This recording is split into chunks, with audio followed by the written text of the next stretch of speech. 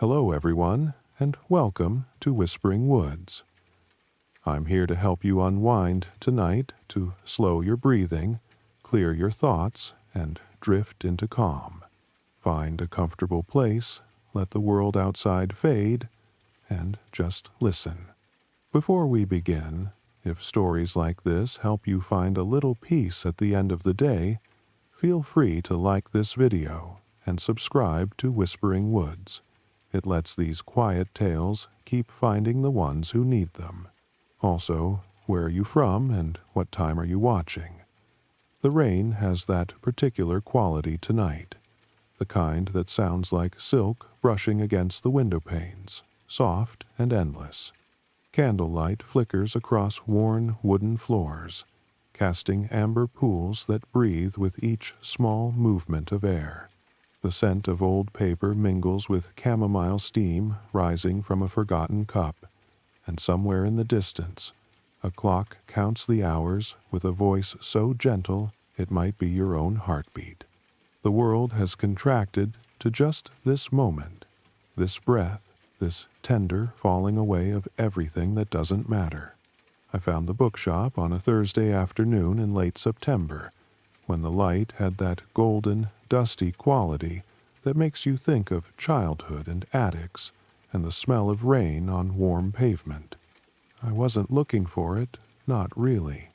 I'd simply been walking, letting my feet carry me through streets I'd never explored, through neighborhoods where the trees grew thick and the houses leaned together like old friends sharing secrets. The city felt different in this part of town, quieter, as though time moved at a different pace here, slower and more deliberate, like honey dripping from a spoon.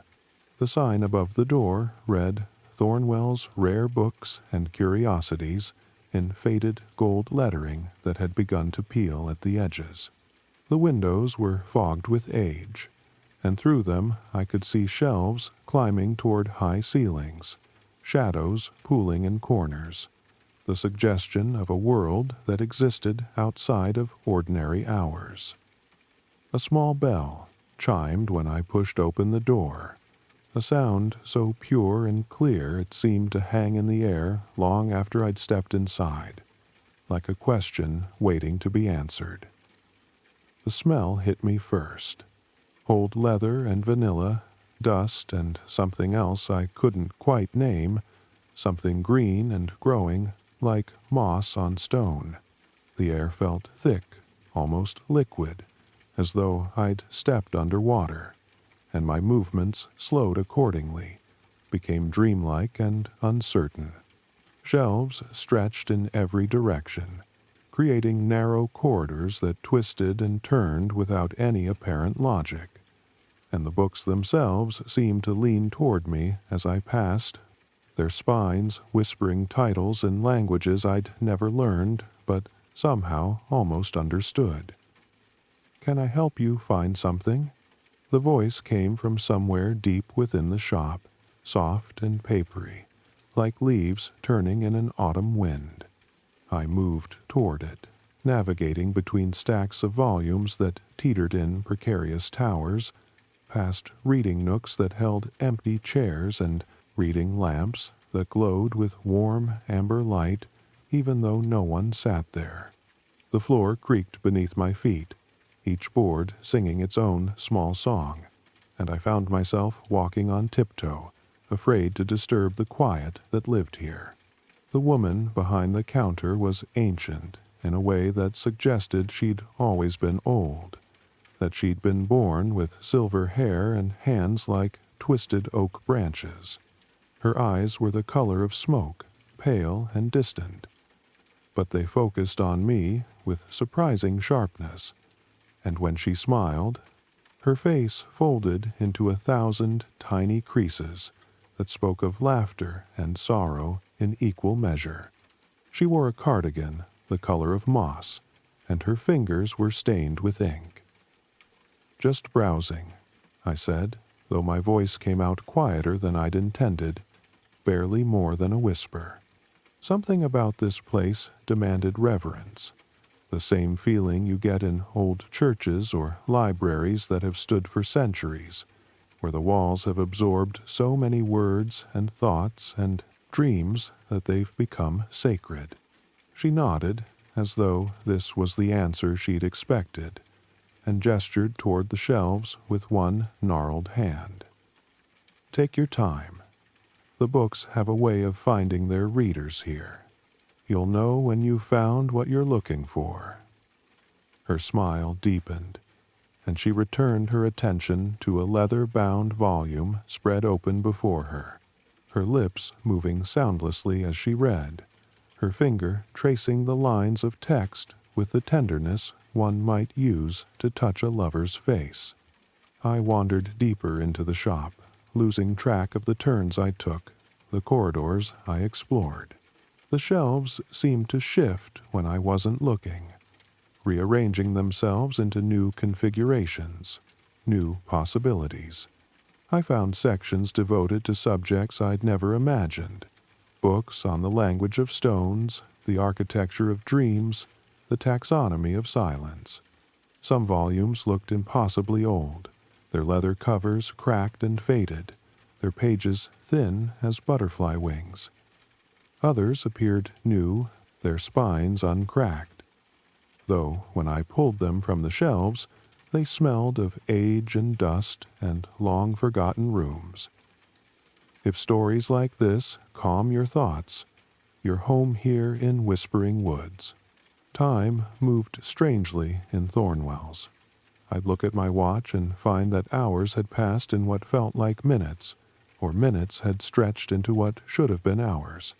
The light coming through the windows never changed, maintaining that same golden quality, that same suggestion of eternal afternoon. I heard no sounds from the street outside, no cars or voices, only the gentle whisper of pages turning somewhere in the distance, the creak of old wood settling, the soft sigh of books dreaming on their shelves. I found myself in a corner of the shop I hadn't noticed before, where the ceiling sloped down and the shelves were built into alcoves that looked like they'd been carved from stone rather than wood. A single chair sat beneath a reading lamp, its cushion worn to the shape of countless bodies, and beside it, a small table held a stack of books that seemed to glow with their own internal light. I reached for the top volume without thinking, drawn by something I couldn't name, some pull that felt like recognition, like coming home after a long journey to a place you'd never been. The book had no title on its spine, no author's name embossed on the cover. The leather was soft and warm beneath my fingers, the color of autumn leaves, and when I opened it, the pages released a scent of wood smoke and rain. The text was handwritten, each letter formed with such care that it became a work of art. And, though the language should have been unfamiliar, I found I could read it as easily as if it had been written in my mother tongue. It was a journal, I realized, as I settled into the chair and began to read. The account of someone who had lived in this city 100 years ago, maybe more, someone who had walked these same streets when they were new, when the trees were saplings and the houses still smelled of fresh paint. They wrote about ordinary things at first, the weather, the changing of seasons, the small observations that make up a life. But gradually, as the pages turned, the tone shifted, became more introspective, more philosophical, exploring questions of memory and time, of what it means to exist in a single moment while carrying all your past moments within you like stones in a pocket. I read for what might have been hours. The words flowed like water, each sentence leading naturally to the next, creating a rhythm that matched my breathing, that slowed my heartbeat and softened the edges of my thoughts. The journal writer had a way of describing the world that made everything seem both more real and more dreamlike, as though they were seeing through the surface of things to the truth that lay beneath, the truth that connected all moments and all people across the vast distance of time. They wrote about walking through the city at night when the streets were empty and the stars hung low enough to touch. They described the way moonlight painted the cobblestones silver, how their footsteps echoed in the silence, how they could hear their own breathing and feel their heart beating in rhythm with the sleeping world around them. They wrote about the particular quality of pre-dawn light, that blue-gray hour when the darkness begins to thin and the first birds start their singing, tentative at first, then growing bolder as the sun approaches. They observed how different the city looked in those quiet hours, as though it revealed its true face only when most people were asleep. When the masks of commerce and hurry fell away and something older, something more essential, showed itself, they wrote about sitting in coffee houses, watching strangers and inventing stories for them, entire lives spun from a single glance or gesture. A woman stirring her tea 3 times clockwise. Once counterclockwise, what ritual was she performing? What prayer was she offering to what God?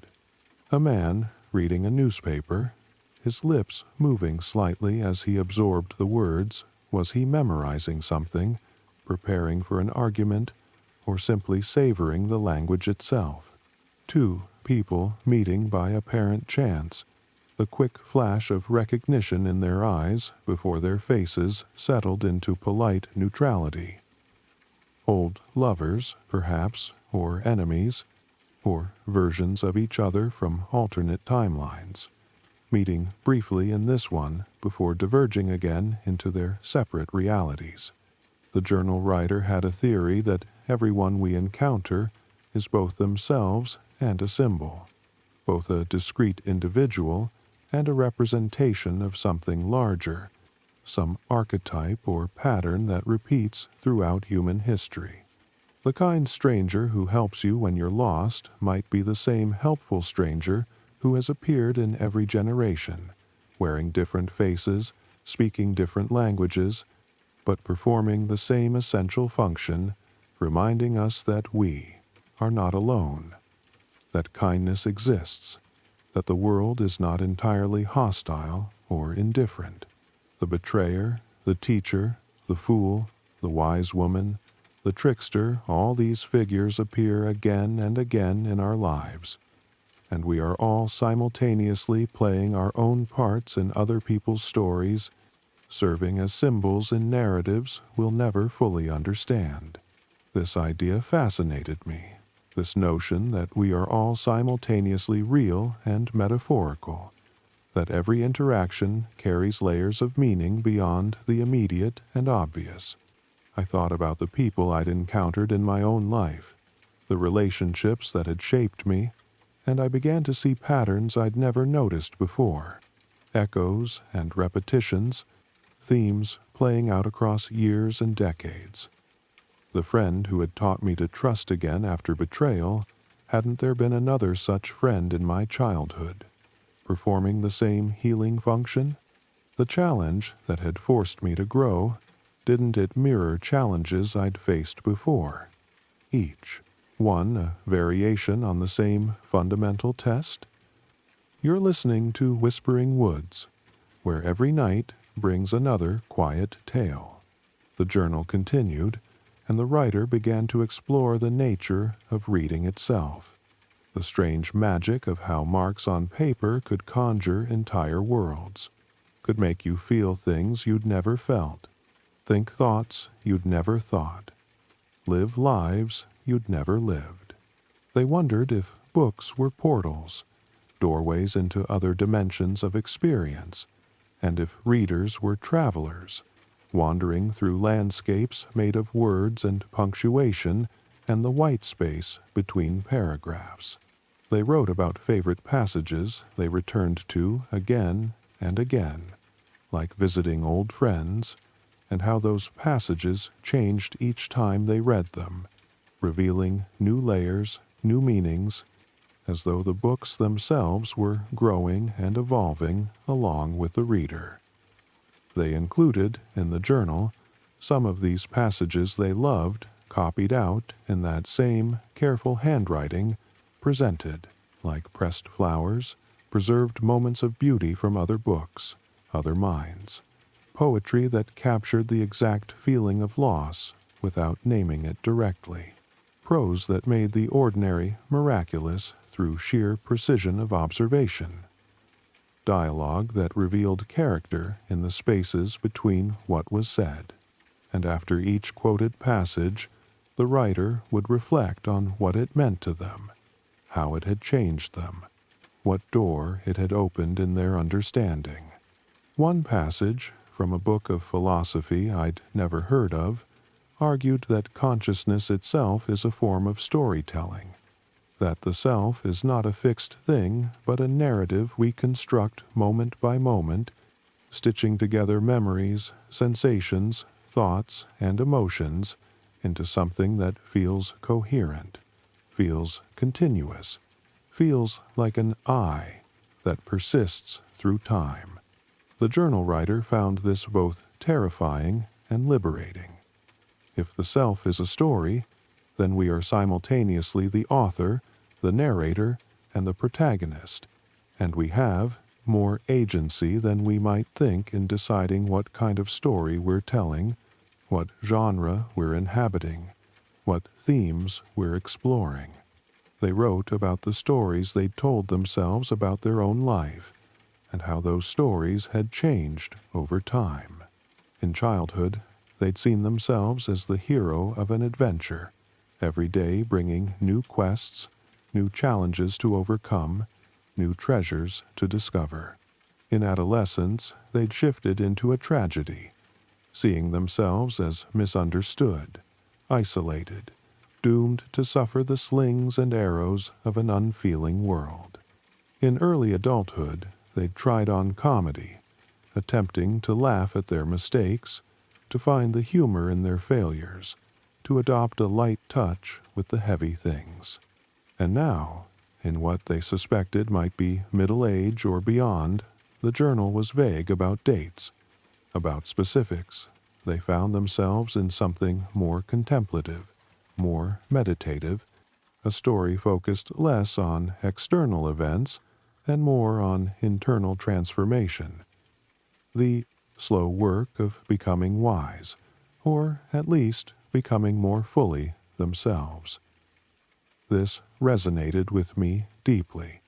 I thought about the stories I'd been telling about my own life, the narratives I'd constructed to make sense of the chaos, the random events, the disappointments and surprises. I realized that I'd been stuck for a while in a story I didn't actually like, a story about frustration and stagnation, about potential unfulfilled and dreams deferred. But if the self is a story, if consciousness is narrative, then I could choose to tell a different story, to reframe the same events in a different light, to see not failure but preparation, not stagnation but germination, not dreams deferred but dreams evolving into new forms I hadn't yet imagined. The shop around me seemed to breathe. I could feel it, the gentle expansion and contraction, like lungs filling and emptying, and the books seemed to pulse with the same rhythm, as though they were all connected, all part of a single living organism.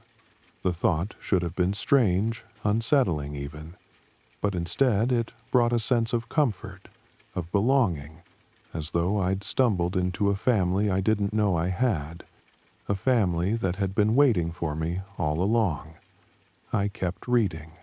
The journal writer began to describe a recurring dream they had, a dream of a library that contained every book ever written and every book that would ever be written, past and future existing together in an eternal present.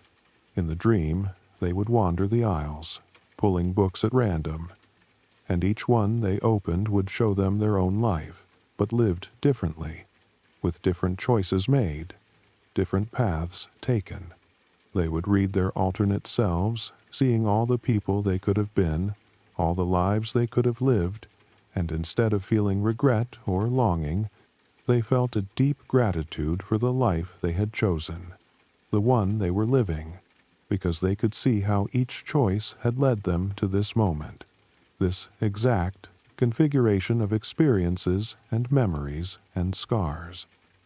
The writer wondered if perhaps we all exist in infinite versions, scattered across infinite realities, and what we call fate or destiny is simply the particular thread we happen to be following through the labyrinth of possibilities. They wondered if books were a way of accessing those other threads, of living those other lives, of expanding beyond the narrow confines of a single existence into something larger, more complex, more complete. When you read about a character making a choice you would never make, experiencing a life you would never live, aren't you, in some sense, living that life? Doesn't it become part of your experience, stored in memory alongside your real experiences, shaping your understanding of what's possible, what's human, what matters?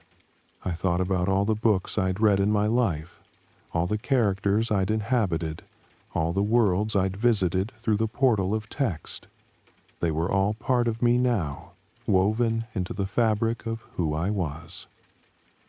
The courage of characters who'd faced impossible odds had given me courage in my own smaller struggles.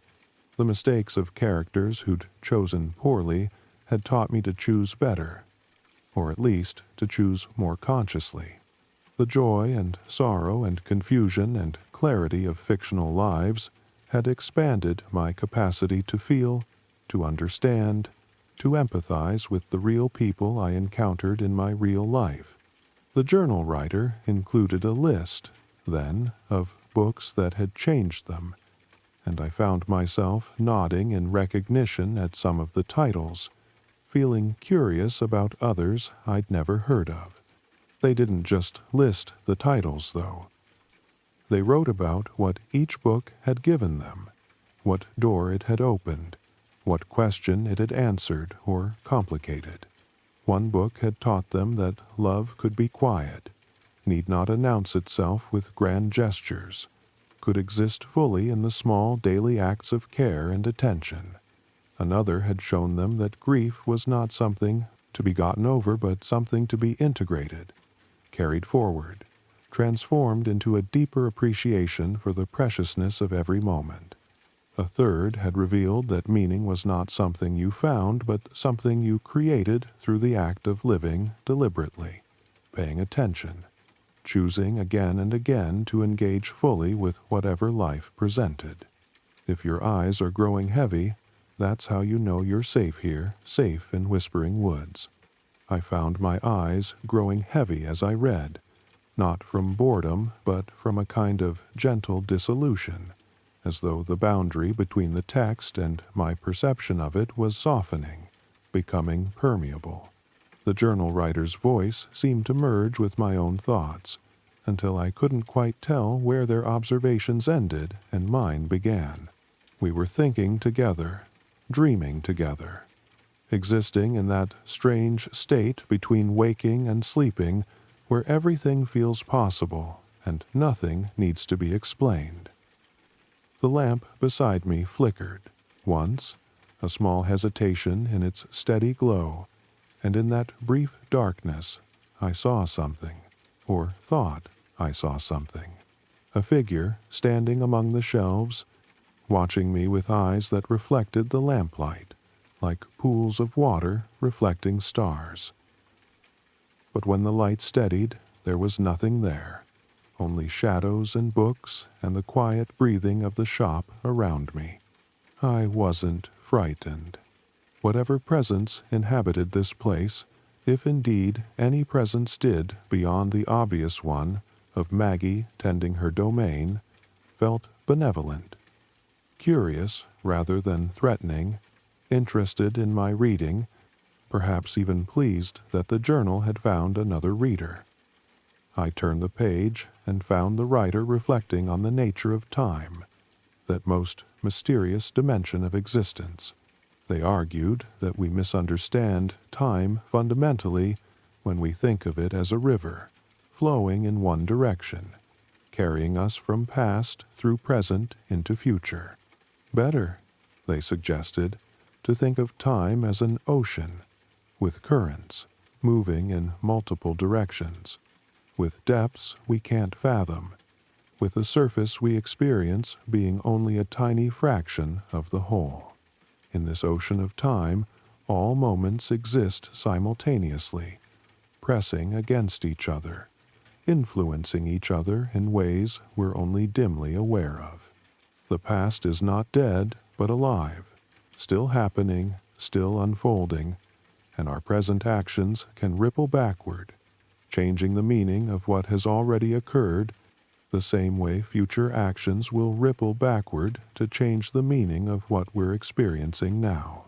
This was a dizzying concept, and the writer acknowledged as much, pulling back from the metaphysical speculation to ground it in personal experience. They described how a recent conversation with an old friend had transformed their understanding of their entire childhood. How learning that the friend had been struggling with difficulties the writer had never suspected cast every memory in a new light, changed the story they'd been telling about those years. The past itself hadn't changed, but its meaning had, which suggested that meaning was not fixed, not intrinsic to events themselves, but created through interpretation, through the stories we tell about what happened and why. If meaning is created through interpretation, the writer reasoned, then we have a responsibility to interpret generously, to tell the most redemptive story we can tell without denying reality, without sugarcoating genuine pain or pretending that harm didn't occur. We have a responsibility to find the story that allows us to grow, to move forward, to become more fully ourselves rather than less. Some stories bind us, trap us in resentment or regret, and some stories free us, open up possibility, reveal paths we hadn't seen before. The trick is learning to distinguish between them, learning to feel in your body which stories make you contract and which make you expand. I experimented with this as I read, testing it against my own experience. I thought about a relationship that had ended badly, that had left me hurt and angry for years. The story I'd been telling about it was a story of betrayal, of having been wronged, of having given more than I received. And that story was true, in its way, but it wasn't the only story available. What if I told instead a story of two people doing their best with limited tools, two people who wanted different things and didn't know how to reconcile that difference without violence, emotional if not physical? What if I told a story of learning and growth, of discovering through painful experience what I truly needed, what I wasn't willing to compromise on, who I wanted to become? When I tried on this alternate story, I felt something in my chest loosen, some knot of old pain beginning to untangle. The journal writer continued in this vein, exploring story after story, memory after memory, showing how each could be understood in multiple ways, how the meaning we assigned shaped not just our understanding of the past, but our possibilities for the future. They returned again and again to the idea that we are not victims of our history, but co-creators of it. That memory is an active process, constantly revising and updating, and that we can participate consciously in that revision, can choose to remember in ways that serve our growth rather than our stagnation.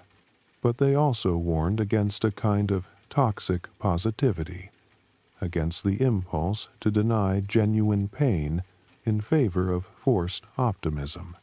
Some things that happen are simply bad, they wrote, simply wrong, and to pretend otherwise is to do violence to your own experience, to betray your own truth. The goal is not to convince yourself that bad things were actually good, but to integrate them, to find a way to carry them without being crushed by their weight, to let them become part of your story without letting them be the whole story, the only story, the story that defines everything else. This felt important. This permission to honor complexity, to hold multiple truths simultaneously. Yes, I was hurt, and yes, I survived. Yes, it was unfair, and yes, I'm stronger now because of it. Yes, I wish it hadn't happened, and yes, I'm grateful for what it taught me. Both things true at once, tension held without resolution. The way life actually is rather than the way we wish it were. The pages turned, and the journal's focus shifted again, this time to the question of solitude versus connection, the perennial human struggle between the need to be known and the need for privacy, for internal space, for silence. The writer described themselves as naturally solitary, finding energy in alone time, feeling drained by too much social interaction. But they'd learned that solitude could curdle into isolation if they weren't careful, could become a hiding place rather than a resting place, could shrink their world until it fit only themselves and nothing else. They wrote about the bookshop, how it had become a kind of liminal space for them, a place where they could be alone without being lonely, could be in the presence of other minds, the minds that had written the books, the minds of other readers pursuing their own quests through the stacks without the demands of direct social interaction. Here they could be both solitary and connected, could experience that rare thing, solitude in community, the paradox of being fully yourself while also being part of something larger. I understood this completely. Thornwell's had become this for me too, a sanctuary that was simultaneously private and shared, a place where I could retreat without disappearing, could rest without abandoning the world entirely. The other readers I sometimes glimpsed in distant corners, absorbed in their books. They were companions of a sort, fellow travelers, and their presence was comforting even though we never spoke, even though I didn't know their names or their stories. We were together in our separateness, sharing the space, sharing the silence, sharing the deep peace that came from being in a place that understood the value of both connection and solitude, that honored both needs without forcing a choice between them. The writer reflected on other liminal spaces they'd discovered over the years, places that existed at the boundary between categories, that offered refuge precisely because they were neither one thing nor another. Train stations at odd hours when they were populated only by cleaners and late-night travelers, everyone in transit, no one quite present. All-night diners where insomniacs and night-shift workers gathered in the fluorescent glow, connected by their shared inability to sleep at normal hours, their shared existence in the margins of ordinary time. Beaches in winter, when the tourists had gone and only locals remained, walking dogs, collecting shells, staring at the gray water under gray skies, finding beauty in the austere, the stripped down, the essential. Before you drift off, remember to follow Whispering Woods for tomorrow's story. These liminal spaces, the writer argued, were important, were necessary, provided something we couldn't find in the more defined, more categorized spaces of ordinary life. They were breathing room, neutral zones, places where the usual rules didn't quite apply, where you could try on different versions of yourself, could think thoughts you'd censor elsewhere, could simply be without immediately being asked to be something specific, to fit some predetermined role. They were wild spaces, in a sense, even when they existed within civilization, because they preserved a kind of freedom, a kind of possibility, that more settled places had surrendered. I thought about my own life, my own need for such spaces, and I realized that I'd been unconsciously seeking them for years, creating them when I couldn't find them. My apartment at 3 in the morning, when everyone else in the building was asleep and I had the silence to myself. The park near my home during rainstorms, when only I was foolish enough to be walking there. Hood up, face wet, something in me needing the wildness, the discomfort, the reminder that not everything was controlled and safe and predictable. The back corner of a certain coffee shop where the Wi-Fi didn't reach and people rarely sat, where I could write in a notebook with actual pen and paper, practicing a different kind of thinking than the one demanded by screens and keyboards. The journal writer began to discuss the practice of writing itself, their own discipline of keeping this journal, putting words on paper daily, trying to capture something of their experience, their understanding, their slow accumulation of wisdom, or at least of questions that were more interesting than the questions they'd started with. They wrote about the difference between writing for an audience and writing for oneself, how each mode produced different insights, different kinds of honesty. When you wrote for others, you shaped things, made them comprehensible, found the narrative thread, edited out the boring parts, the irrelevant tangents, the moments that mattered intensely to you but would mean nothing to anyone else.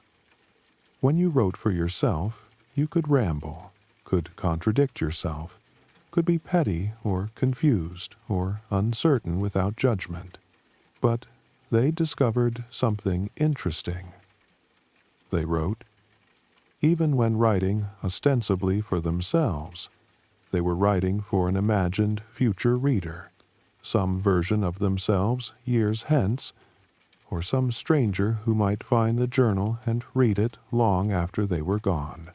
This imagined reader shaped the writing in subtle ways, made them more honest in some areas and less in others, made them try to articulate things clearly even when clarity felt impossible, made them reach for language that could bridge the gap between private experience and shared understanding. And now, reading the journal, I was that future reader, that stranger, and I felt the weight of that responsibility, the privilege of being let into another person's inner world, another person's struggle to make sense of existence, to find meaning, to become wise, or at least to become more fully human. The writer had been reaching across time toward me, toward any reader who might eventually find these pages, and here I was, receiving their thoughts, letting them become part of my own thoughts, continuing the conversation they'd started decades ago. This was the magic of writing, the miracle of it, that consciousness could be preserved, transmitted, shared across the voids of space and time. The person who wrote these words was gone, their body returned to dust, their voice silenced, but their mind lived here, in these pages, and through the act of reading I was resurrecting them, bringing them back to life, letting them think inside my head, letting their observations shape my own. We were, in this moment, one person in 2 times, or 2 people in one moment, the boundary blurred, the distinction less important than the connection. The journal's pages grew more abstract as I continued reading, more philosophical, less anchored to specific events or memories. The writer was working through big questions now, questions that have occupied humans for millennia. What is consciousness? What is the relationship between mind and world? Do we perceive reality or construct it? Is there meaning inherent in existence, or only the meaning we create? They didn't claim to answer these questions, but they explored them thoroughly, turning them over, examining them from multiple angles, testing different philosophical traditions against their own lived experience. They were particularly interested in the question of free will, whether we truly choose our actions or whether we're simply following predetermined patterns, executing programming we're not aware of, mistaking inevitability for decision. They observed that this question felt different, depending on whether you were looking forward or backward. Looking forward, toward the future, free will felt real, felt like the most obvious thing in the world, of course. You could choose what to do next, could decide between multiple possible paths. But looking backward, every choice you'd made felt inevitable, felt like the only choice you could have made given who you were, what you knew, what you wanted at that moment. Maybe both perspectives were true, they speculated. Maybe free will existed only in the present moment, in that razor's edge between past and future, in the instant before choice collapsed into action. Once a choice was made, it became part of the causal chain, became determined, and you could trace back through your reasons, your influences, your conditioning, and see how it was always going to happen that way. But before it was made, in that space of pure potential, freedom existed. Genuine freedom. The ability to surprise yourself, to choose differently than you ever had before, to break patterns, to create new patterns, to become, in that moment, the author of your own story rather than merely its narrator. This felt true to me, felt like something I'd always sensed but never articulated. I thought about the moments in my life when I'd surprised myself, when I'd acted against type, when I'd felt genuinely free. They were always moments of nowness, moments of intense presence, when I wasn't thinking about past or future but simply responding, simply being, simply choosing from a place deeper than habit or conditioning.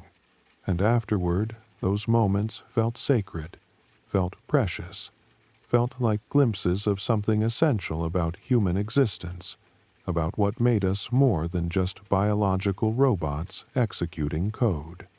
The writer continued, "If free will exists only in the present moment, then perhaps the spiritual practices that emphasize presence, meditation, mindfulness, prayer, contemplation are actually practices of freedom, ways of expanding the space in which genuine choice is possible, ways of inhabiting the present more fully, more consciously, more deliberately. By learning to be here now, really here, really now, we increase our freedom, increase our agency, become more able to respond rather than merely react, more able to choose the person we want to become rather than simply remaining the person we've been." They practiced this themselves, they wrote, this art of presence, and it had changed them slowly over years. They become less reactive, less quick to anger or to judge, more patient with themselves and others, more capable of sitting with discomfort without immediately trying to fix it or escape it. They'd become more aware of their own patterns, their habitual ways of thinking and feeling, and that awareness itself created space, created the possibility of choosing differently, of responding to situations in new ways, of breaking cycles that no longer served them. The journal included some of their practices, simple exercises I could try myself if I wanted, paying attention to breathing, not controlling it but simply observing it, feeling how the body breathed itself without any conscious intervention needed, noticing thoughts without identifying with them, watching them arise and pass like clouds crossing a sky, like strangers passing on a street, practicing gratitude by deliberately finding 3 things each day to appreciate, training the mind to see the good alongside the bad, the beautiful alongside the ugly, the gifts alongside the challenges.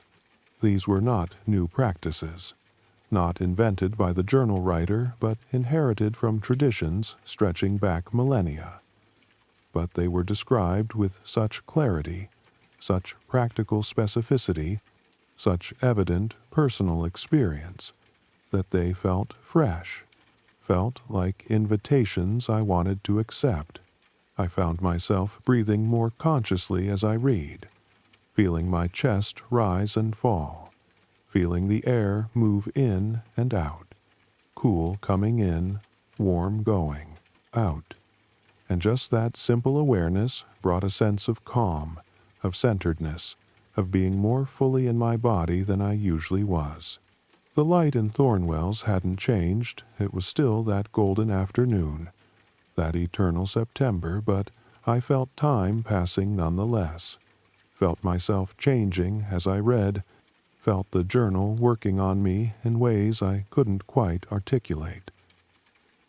I was not the same person who had opened this book hours ago.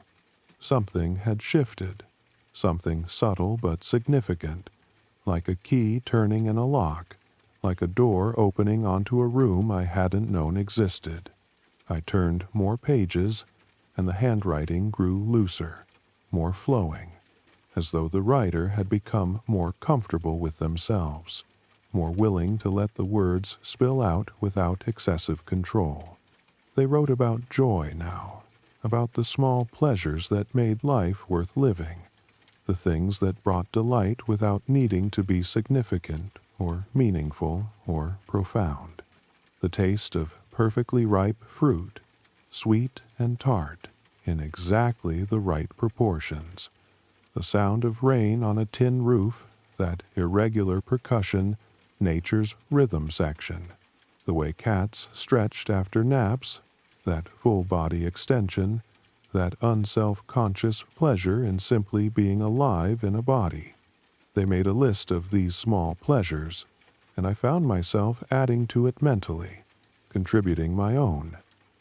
The smell of coffee in the morning, that first perfect cup, still too hot to drink, but warming your hands through the ceramic. The surprise of finding a forgotten $20 bill in a coat pocket. That tiny windfall, that gift from your past self to your present self. The way sunlight looked through leaves, that particular green gold, that dappled pattern moving on walls as wind moved the branches. Why don't we pay more attention to these things, the writer wondered, these simple joys that cost nothing, that are available every day if we just notice them? Why do we spend so much energy chasing bigger pleasures, more significant achievements, more impressive accomplishments, when the small stuff is right here, right now, asking nothing but our attention? Perhaps, they speculated, it's because we've been taught that happiness must be earned, must be worked for, must be postponed until we've achieved certain goals, met certain standards, become certain people. We've forgotten that happiness is also, maybe primarily, a practice of attention, of noticing what's already good, what's already working, what's already beautiful. This didn't mean abandoning all ambition, they clarified. Didn't mean giving up on dreams or settling for less than you wanted. It meant recognizing that the journey was as important as the destination, that life was happening now, not later, not after you achieved whatever it was you thought you needed to achieve. It meant understanding that you could work toward goals while still enjoying the present moment, could strive for improvement while still appreciating what already was. They wrote about their own struggles with this, the way they'd spent years always focused on the future, on what they would do, who they would become, what they would accomplish, and in the process had missed the present, had let actual lived moments slip past unnoticed, unappreciated. They'd achieved things, had built a life, but looking back, they couldn't remember much of it, couldn't recall the texture of days, the small interactions, the weather, the meals, the conversations. It had all blurred together into a kind of gray waiting, a long postponement of actually living until conditions were right, until they were ready, until the moment was perfect. But the moment was never perfect, they'd finally realized, and if you waited for perfection before allowing yourself to be happy, you'd wait forever. Better to find happiness in the imperfect, the flawed, the good enough. Better to appreciate what was rather than constantly mourning what wasn't. This didn't mean complacency, didn't mean accepting unjust situations or tolerating harm, but it meant recognizing that life was always going to be a mix, always going to contain both pain and pleasure, difficulty and ease, sorrow and joy. And the task was not to eliminate the negative, but to hold both, to acknowledge all of it, to say yes to the whole messy, beautiful catastrophe of existence. I closed the journal for a moment and simply sat, breathing, feeling the weight of it in my lap, the warmth of the leather, the presence of all those words. My body felt heavy in the chair, anchored, as though I'd been sitting here not for hours but for years, as though I'd grown roots that stretched down through the floor and into the earth below, connecting me to this place in a way that went beyond simple presence. I felt safe here, safer than I'd felt anywhere in a long time, held by the space, by the books, by the gentle attention of the shop itself. When I opened the journal again, I found that the writer had begun to address the reader directly, addressing me, as though they'd known all along that someone would be reading this someday, as though they'd been writing toward this moment. If you're reading this, they wrote, then the journal found you, which means you needed it, which means you're seeking something, some answer, some peace, some understanding. I don't know what your particular question is, but I know that the question beneath all questions is the same. How do I live? How do I live well, fully, authentically, meaningfully? How do I navigate this strange existence with its mix of joy and sorrow, its beauty and its terror, its constant change and its occasional moments of stillness? I don't have a final answer, they continued, but I have learned some things, and I've tried to share them in these pages. I've learned that attention is love, that the quality of our awareness determines the quality of our life. I've learned that we are always choosing, even when we think we're not, even when we're choosing by default, by habit, by failing to choose consciously. I've learned that the stories we tell matter, that meaning is created through interpretation, that we have more agency than we think in deciding what our experience means. I've learned that solitude and connection are both necessary, that we need both roots and wings, both home and adventure, both stability and change. I've learned that the present moment is all we ever have, that the past is memory and the future is imagination, and only now is real, is actual, is alive. I've learned that small pleasures matter as much as big ones, that a life is made of days and days are made of moments, and if you can't find joy in the moments, you'll never find it anywhere. Most of all, they wrote, I've learned that we're all making this up as we go along, all pretending to know what we're doing, all trying our best with limited information and flawed tools. There is no manual for being human, no instruction book, no clear path. There are traditions, practices, philosophies that have helped others, and we can learn from them. But ultimately, each of us has to figure out our own way, has to write our own story, has to become our own authority. So, trust yourself, they concluded. Trust your experience, trust your intuition, trust the still, small voice inside that knows, beneath all the noise and confusion, what you truly need, what you truly want, who you truly are. And trust that you'll find your way, even when you feel lost, especially when you feel lost, because being lost is how we discover new places, new possibilities, new versions of ourselves we hadn't imagined. I sat with these words, feeling them settle into me, feeling them find places in my mind and heart that had been waiting for them, hollow spaces that needed filling, questions that needed not answers but companionship, the comfort of knowing that someone else had asked them too. The writer was speaking directly to me across the years, across the impossible distance, and I was receiving their voice, their wisdom, their hard-won understanding, and it was changing me, was changing me even now, even as I sat here in this pool of golden light, even as the shop breathed around me, even as time stretched and contracted and did whatever strange dance time does in places like this.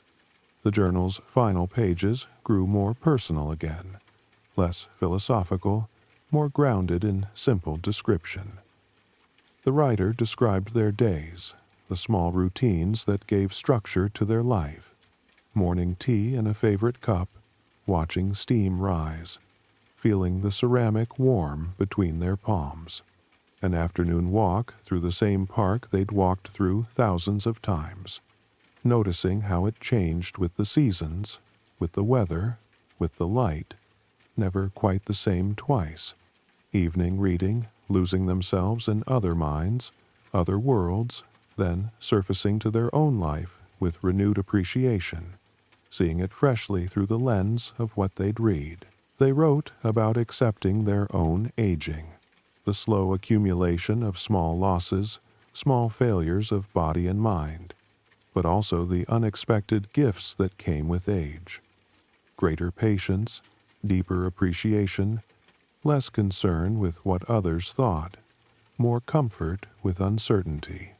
They wrote about friendships that had lasted decades, sustained not through constant contact but through genuine affection, through the knowledge that some bonds don't require maintenance, can be picked up after months or years as though no time had passed. They wrote about regrets, yes, but also about the practice of forgiveness, both of others and of themselves, recognizing that everyone does their best with what they know, with who they are at any given moment, and that judgment from a future vantage point, armed with knowledge and perspective the earlier self didn't have, was neither fair nor useful. They wrote about this bookshop, Thornwell's, how it had become a kind of anchor, a touchstone, a place they returned to again and again throughout their life. They described meeting Maggie when she was younger, though still old, still silver-haired, still moving through the shop with that same smoky grace. They described other readers they'd glimpsed over the years, absorbed in their own quests, their own searches, their own need for sanctuary. They described the books they'd found here, the ones that had changed their life, the ones they'd returned to read again, the ones they'd kept on their shelf at home like talismans, like friends. And they described this journal, how it had started as a simple record of days and had become something else, something more like a conversation with themselves across time, a way of discovering what they thought by writing it down, by articulating the inchoate, by giving language to feelings and intuitions that had no words until they forced them into words. Writing was thinking, they argued, At least a certain kind of writing, a certain kind of thinking, and the discipline of daily writing had made them clearer, more coherent, more conscious of their own process, their own becoming. The final entry was dated 3 months before my own arrival at Thornwell's. The writer described feeling tired, the kind of tired that rest doesn't fix, the kind that signals ending. But they weren't afraid, or not much afraid, or afraid in a way that didn't paralyze but simply acknowledged reality, acknowledged that all things end, all stories conclude, all songs eventually fade to silence. They'd had a good life, they wrote, not a perfect life, but a real one, full of both pain and joy, failure and success, loneliness and love. They'd learned what they needed to learn, or enough of it, had become who they needed to become, or close enough. They were ready, or as ready as anyone ever is, to let go, to release, to trust that the story continued even after they stopped telling their part of it. If you're reading this, the final paragraph said, then I'm gone, and this journal is yours now. Is anyone's who finds it, who needs it, who can receive what it offers. Take what serves you and leave the rest. Add your own wisdom to the conversation.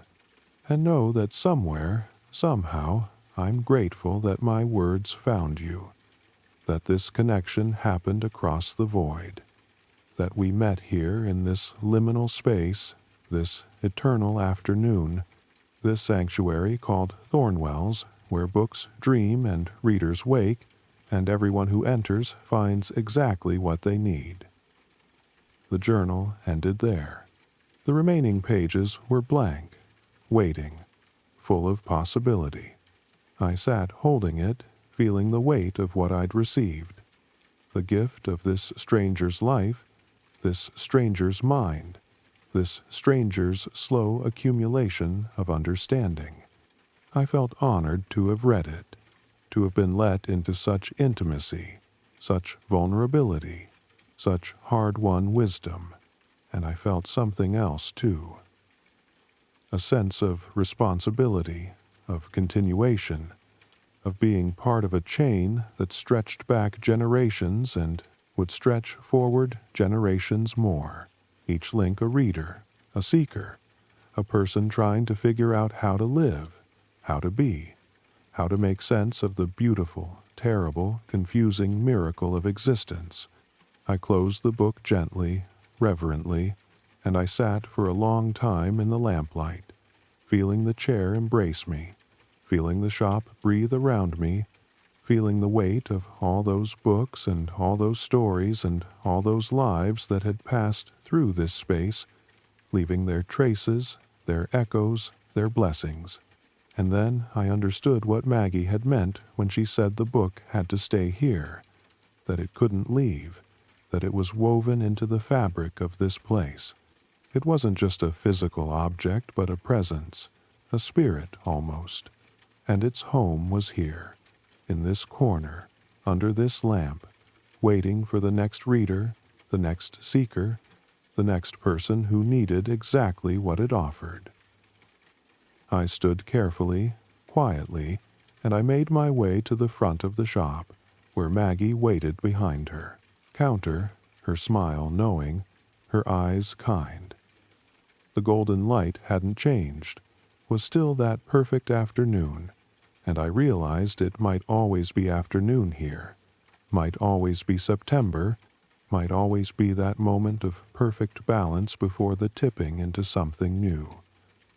Thank you, I said, though the words felt inadequate, too small to contain what I was feeling, the gratitude and the love and the sense of having been fundamentally changed by this place, by this experience, by this gift of time outside of time.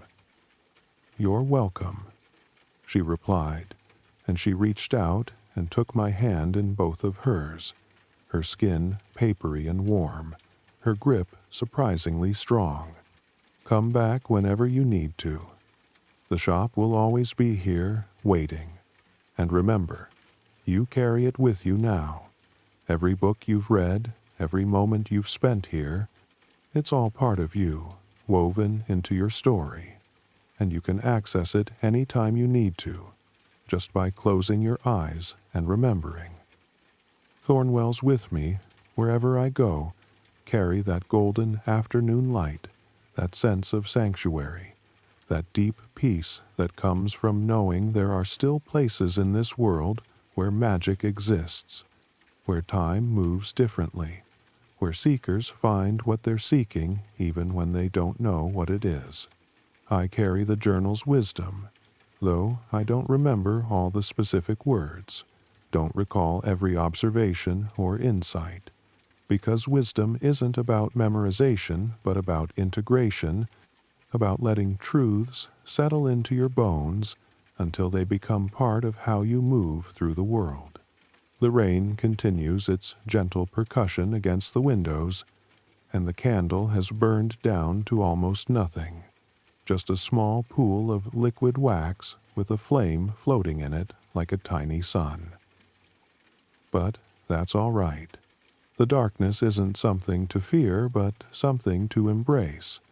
A soft blanket, a gentle falling, a returning to the place we all come from and will all return to. And in that darkness, stories wait, like seeds in winter soil, ready to bloom when the time is right, ready to be found by those who need them. Sleep now, and let these words become dreams. Let this story find its place in the library of your unconscious mind. Let it work on you in ways you won't notice until you wake and find yourself somehow lighter, somehow clearer, somehow more yourself. The bookshop will be there when you need it, waiting patiently in its eternal afternoon, its door unlocked, its lamp lit, its books dreaming on their shelves, ready to welcome you home.